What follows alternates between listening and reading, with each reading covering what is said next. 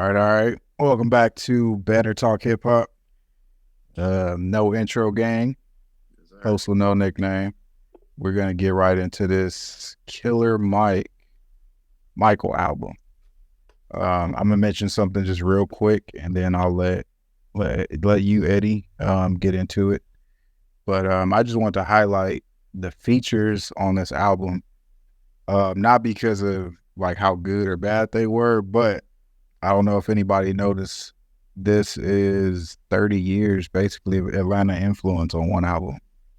So starting off with CeeLo and Andre back in the early 90s. Then he's got rappers and R&B artists from Atlanta on this album. The Jagged Edge feature, Black feature, Atlanta, of course. I already mentioned Andre 3000 and CeeLo, and bringing it all the way up to 2 Chainz and Young Thug. So I just thought that was interesting and wanted to point that out. Fabo not from Atlanta? Yeah, but I'm not gonna run down everybody. But Wait, it's Ty that's Dolla it. Cygn's from LA, isn't he? Yeah, Ty Dolla Sign from the West. It's not everybody, but I just wanted to highlight that it's that much Atlanta lineage in this album. He's on there twice. Yeah. I wonder what that relationship is. That's a pretty pretty dope relationship, honestly. I think I'm gonna go to his tour, man. Ty or Killer Mike? Ty. Oh yeah, Dude's he's so consistent. Yeah, so consistent.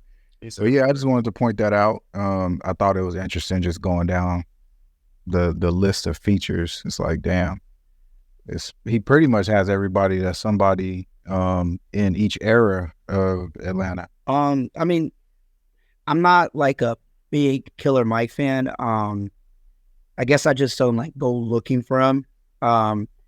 It's not that it's not. I think he's really, really good. It's just I just don't think like his type of music resonates with me as much as it does for other people. But I think, I mean, this is from what I read. I think this album was supposed to be like the origin of his music. I think like it's supposed to tell like a story, but it's like chapter 1. I think that's what I read. So it kind of made sense of why it was kind of like all over the place, and like the subjects that he talks about. So that's what I really like. Talks about pretty much everything, you know. For example, like on what's that?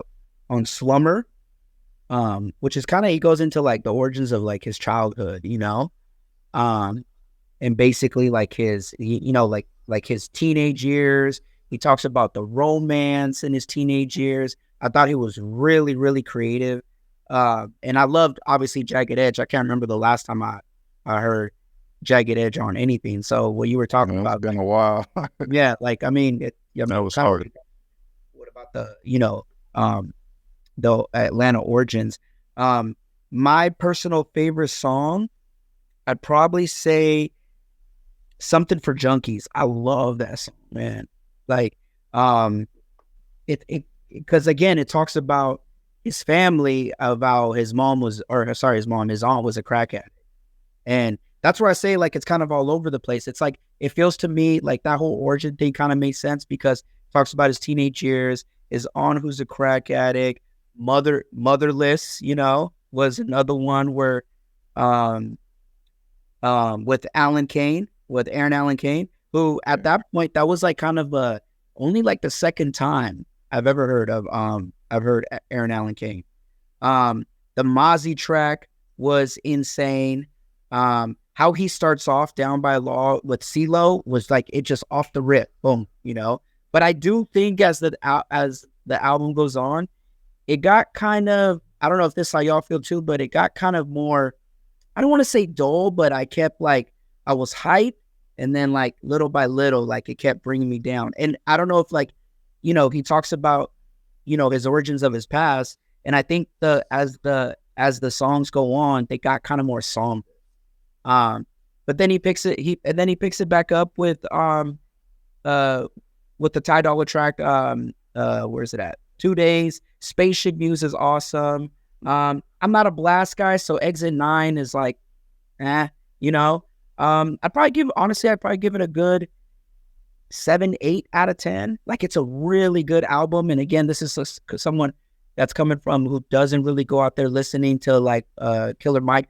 I mean, I don't even think I ever even really listened to the Run the Jewels last album, which I heard is good, but I don't know. It's just something that just doesn't resonate with me. I don't really look for it. But I listened to this album on my way to SD, so it was like a good 2 hours of just me just like vibing out. And for the most part, like the whole album of just like and Killer Mike has this like kind of creative way of, you guys always talk about going into pockets and stuff. Like, he'll go into pockets, but it's almost like deceiving, you know, like he just like continues with the flow, with the rhyme scheme, with the politicalness of what's going on today, you know. And I think one of my favorite lines, if I wrote it down, man, it's let me see if I could find it. I might take too long, but it talks about how Black men like really want to come up in life, but a lot of the times they're not doing enough to come up in life, you know. Just need to find the verse, but anyways, but yeah, it was a really solid album, especially coming from a guy who doesn't really listen to him. But I mean, I feel like an album that we needed, you know. The Run the Jewels last album, when did it come out? It's been a couple years. It's been a couple years for sure.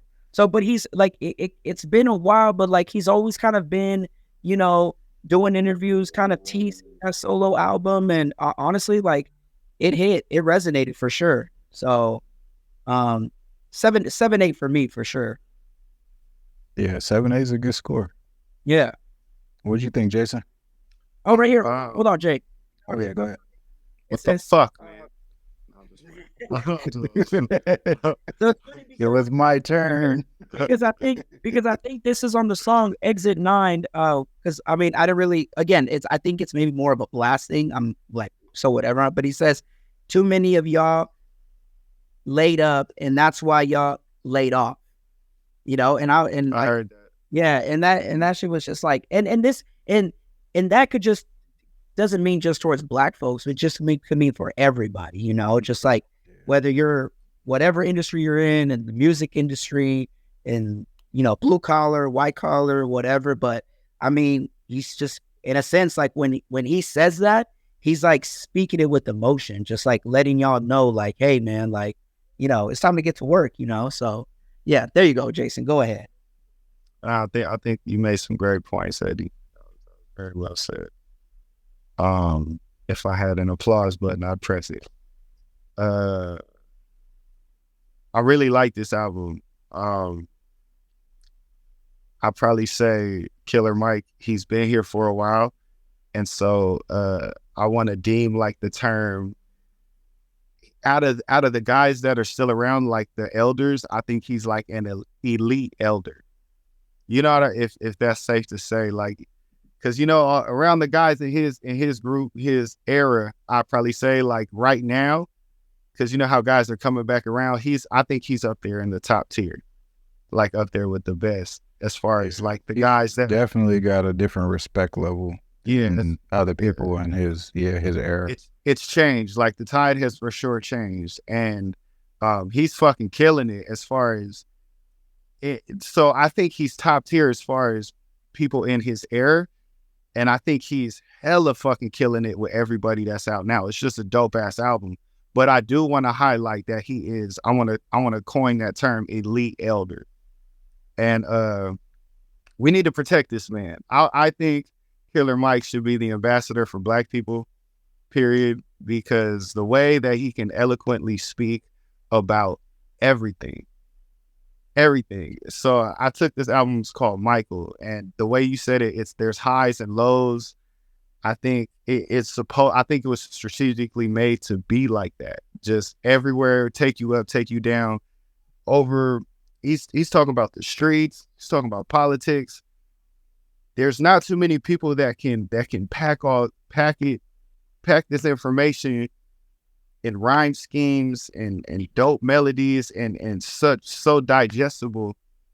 You know, there's no one doing it like that. And I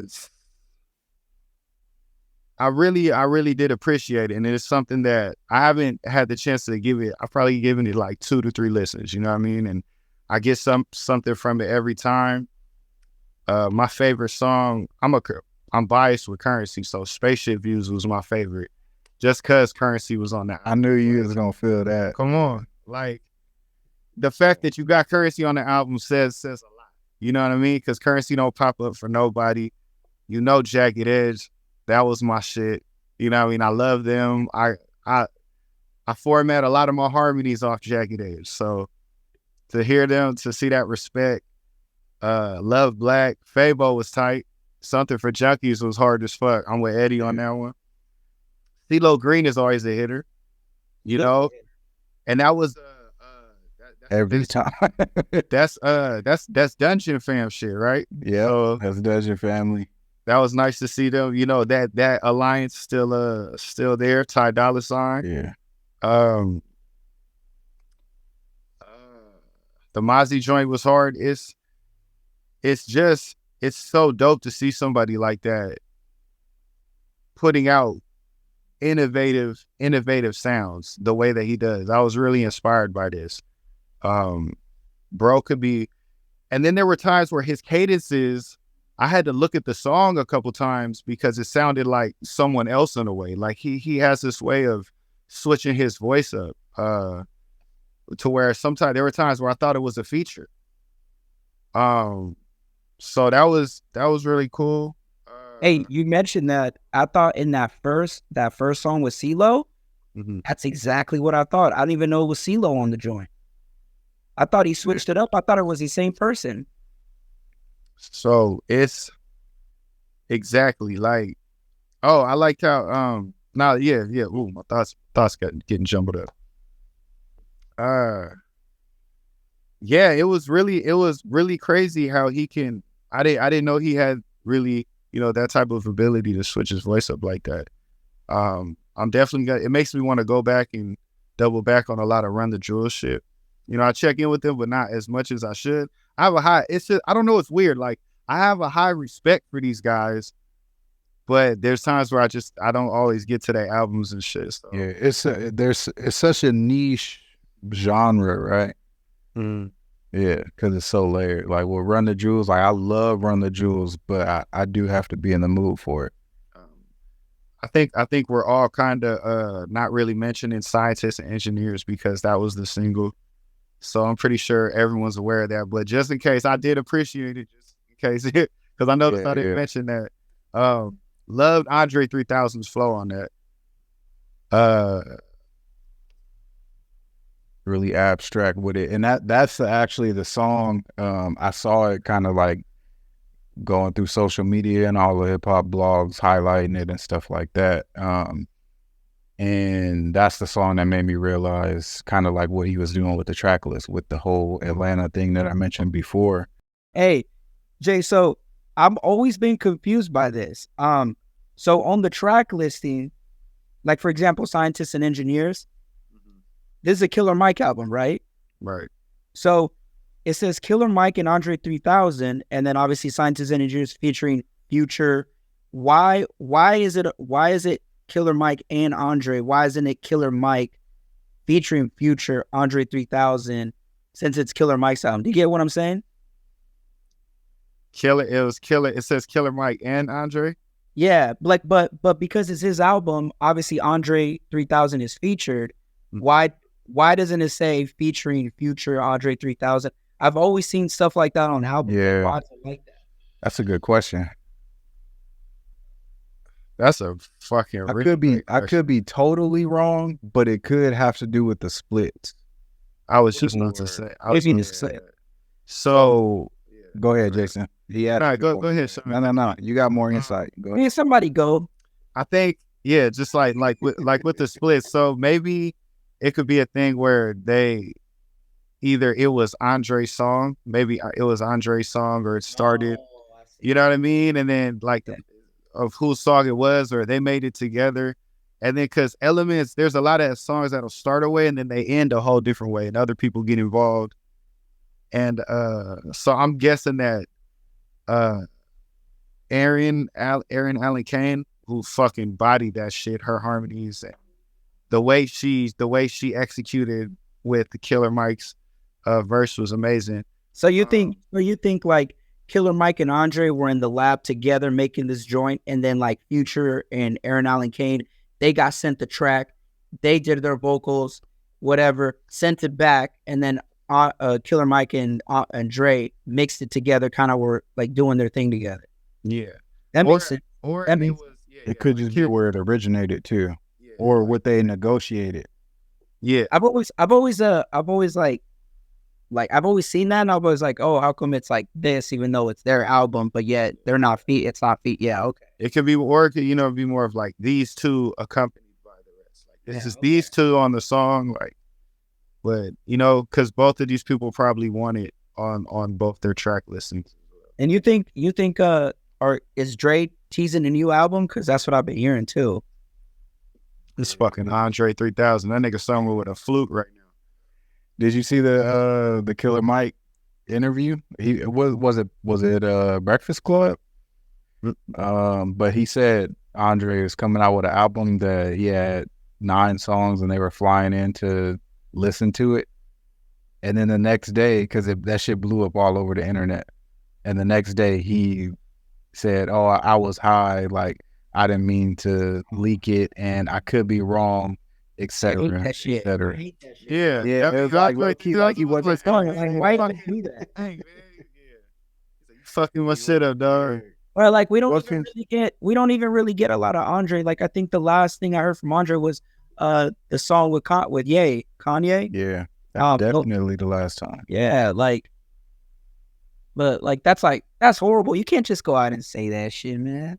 Yeah, and then take it back the next day because he probably wasn't even. Andres can't probably press them. Yeah, that's what I'm saying. He wasn't supposed to say that. They probably but Killer Mike was probably trying to do that mind trick shit, like leaking the info, so Andre would feel like, hey, now I gotta get it. And Dre was I picture him being as excited as like everybody else, Hell no. He probably took Big Boy with him and pressed it like had a whole meter. Yeah, you fucking up, man. Nah, but for me, man, this is such in the best way possible. This is such a difficult review for me because there is so much going on. Like you were saying, what Eddie mentioned, like the one-liners that like stick with you, and I feel like he has a couple of those in like almost every song. Where he goes with the cadences and like the flow is dope and the song is dope, but there's always like 1 or 2 lines that kind of stick with you. And like you were saying, like he called him an elite elder. I feel like that too. I feel like he's like a Lupe, but like more connected to like more grounded Lupe, or like something like that. Because there's a concept behind every song, and the album just kind of feels like you're just kind of going through like his upbringing, and there's a lot going on. To me, at least, I see so many layers, especially like with the features. I feel like all the features brought the A game. Like Killer Mike brought his A game, and just some of I'll just go over some highlights. The "Don't Let the Devil" was that him and LP? Yeah, him and LP killed that shit. That's like classic Run the Jewels. Like as soon as you hear the beat and the way the beat hits, like the bass line and shit, that's classic Run the Jewels. I was curious if LP was still gonna be on the album because they worked so much together. So that was cool to see him say. And he bodied that shit. Yeah, of course. The beat and producing, but I feel like Down by Law is the perfect intro for this. Because it's like I listen to Run the Jewels a lot. I listen to Killer Mike every time, most of his features, but I wouldn't say I'm the biggest Killer Mike fan. Like you were saying, as a hip hop listener, you have a level of respect for Killer Mike, but I'd be lying if I said I'm on every single Killer Mike release, like day of, listen to it and everything. But man, it's so refreshing every time he drops. And it's just the album, as layered as it is, I feel like in the middle it becomes like an easy listen. Like what Eddie was saying, where it's like you start up high and then you just kind of, I agree with everything y'all are saying, where it kind of like in the middle, it gets mellow a little bit, or it kind of, you know, dies, and then I feel like it picks back up at the end. Right. But the, man, the Motherless track, that's one that I heard before release. There was a couple of tracks that he released before release. That's why I texted you guys that we had to review this album. I think it was Motherless, Don't Let the Devil, Scientist and Engineer, and Run, of course, with Young Thug. So with that's like, to me, those are my 4 favorite tracks. Down by Law, of course, is one of my favorite ones as well. Yeah. But it's so much going on in this album. I feel like even reviewing it a week later, after I probably listened to it maybe 4 or 5 times, I feel like I still can't give it like a really, really in-depth review, which is a good thing as a listener, because if I have to score it, I give it a solid like 8. Yeah, I would. 8.5, and I would too. Yeah, like a heavy 8. So it's like, I don't know, man. I'm still enjoying the album. Yeah, I really appreciated the gospel, the touches of gospel music in there, like the references, and he put a lot of, God reference bars in there, and bro has real strong faith. I appreciated that, those parts in there too as well. It was really cool how he flipped a lot of those samples.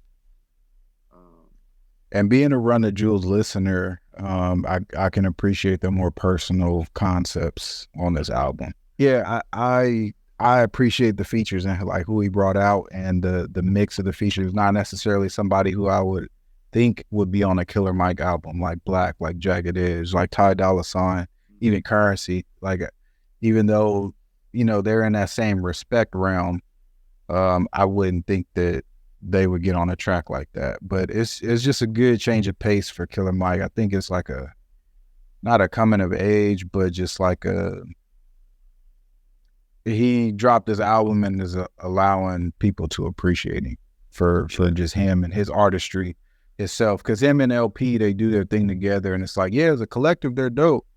But like this one is like, Killer Mike is one of those, as far as putting the pen to the pad. But yeah, he's up there with Nas right now. I'm gonna say that, like, as far with all the guys from the era, he's top tier right now.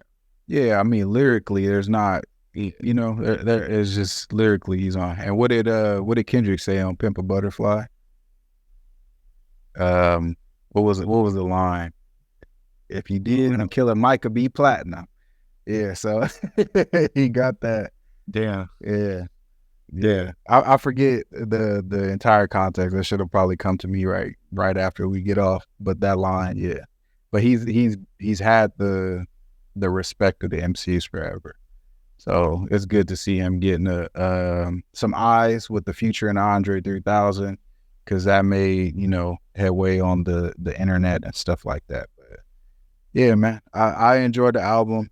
It's a really good album to me, and I mean, I'm just gonna sit with it. I'm gonna sit with it and keep listening to it for sure.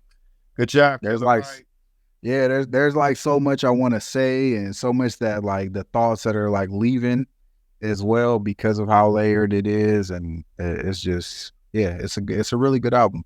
Really good album. Really pretty. And the bass lines was hard too. Bass lines were crazy. Really, I'm gonna be trying to replicate a lot of those when I get some time, man. Yeah. Easy listen, but not so easy listen at the same time.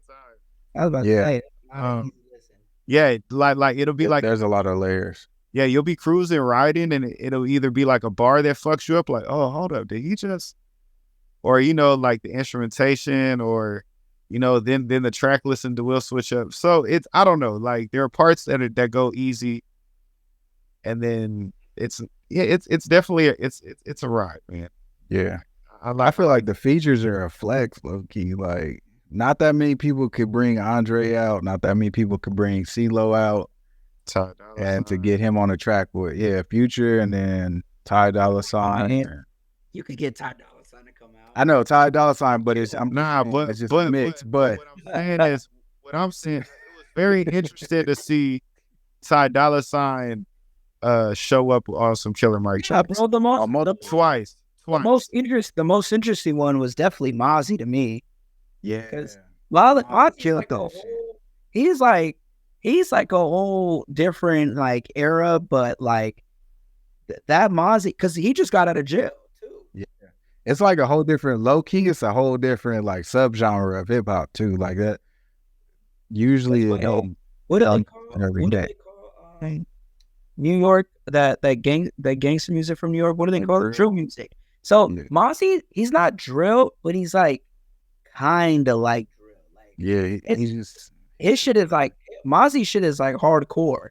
Like that's gutter music, like like from the streets, and where's he from? Is he from Sacramento? Sacramento. Yeah, man. Like, that's for sure. Yeah, man. Like his type of music, that surprised me a lot, to be honest.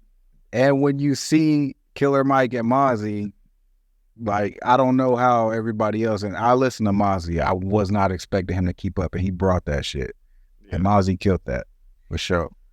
And yeah, it was good, man. It was good. I'm enjoying the album. Good job, Killer Mike. Good job. Banner Talk approves.